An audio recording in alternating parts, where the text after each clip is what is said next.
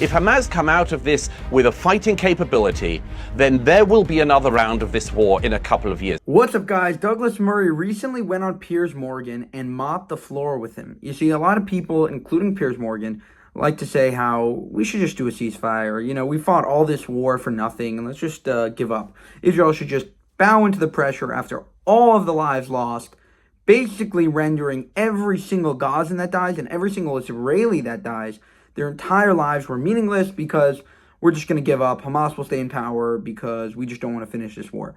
And this has been a constant with Gaza wars. We've gone into Gaza 5 times.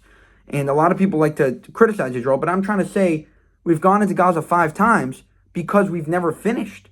Because we've always caved into international pressure and never been allowed to just totally eradicate Hamas and totally eradicate jihadism within the region. And that's why Israel must finish. But watch Douglas Murray totally eviscerating that argument on Piers Morgan. Check it out. Do you not feel that something has to give here?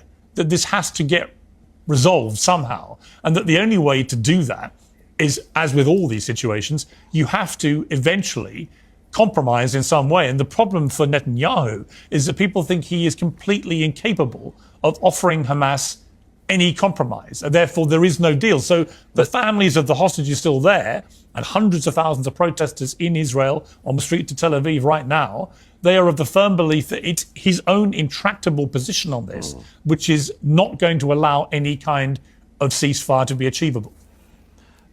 But there again, if I can say so, Piers, it's the same thing, which is the presumption that it's Netanyahu who is uncompromising. We end up with this, again, because Netanyahu is a democratically elected leader, and so it's assumed that some pressure can be brought to bear on him. In my view, it is not Netanyahu who's uncompromising. It's Hamas that's uncompromising. They could have handed back the hostages last October. They could have not done this. I mean, they could have tried to build a state since 2005 when Israel withdrew from the Gaza and handed the place over to them. Hamas could have used the billions of dollars and pounds and euros that British and European and American taxpayers gave them since 2006. They could have used those billions of dollars to build up Gaza.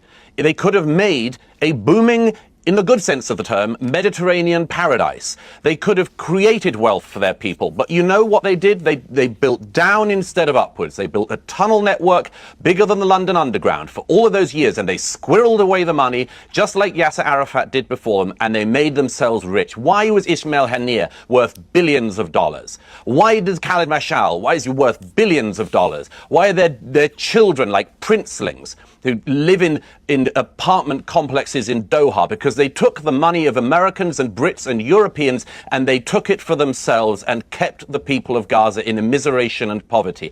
There has been since 2005 a complete counterfactual of what could have happened. But the Hamas leadership didn't want that.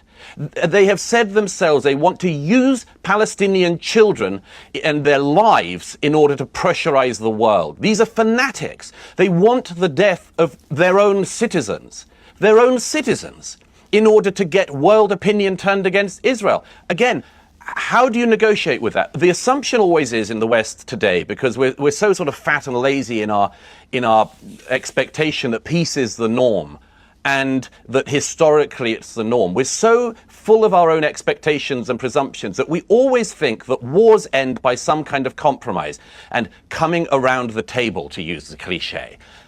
They don't. Historically, most wars end because one side wins and one side loses. And one of the reasons, in my view, why there is this endless rounds of war in this region is because the Israelis are never allowed to win, and Hamas, in this case, are always allowed to draw. And I think that that is simply to set up the precursor for the next conflict. If Hamas come out of this with a fighting capability, then there will be another round of this war in a couple of years. So when David Lammy and others say what we need to have is a peace deal, I'd say on what terms? Everybody wants peace except for Hamas and the fanatics.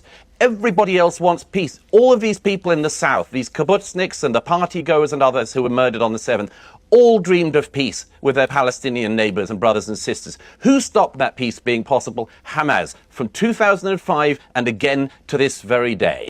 All right, thanks for watching. And Douglas Murray is always the best, so I would give him a subscribe as well. But go to buymeacoffee.com/Jewish Uncensored to help us make more of these videos.